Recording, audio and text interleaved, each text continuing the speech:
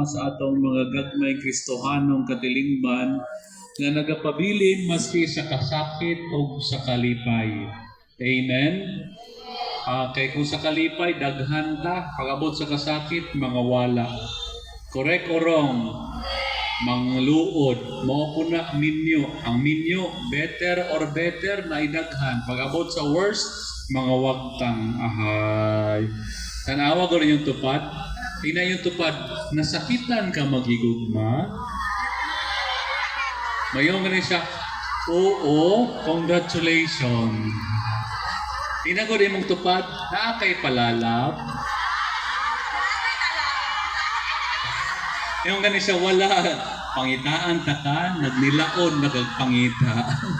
Ay, joke na.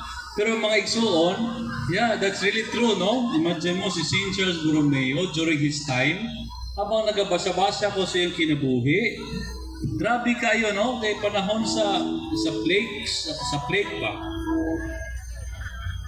Panahon sa plague, wala siya nagsibat. Giubanan niya mga tao sa kasakit, no? Mga masakiton. Tapos instruksyonan niya mga pare na abilin mo. Adtua ang mga tao bisag magmisa sa layo, sa plaza, makatanaw lang mga tao sa bintana, gamisa sila.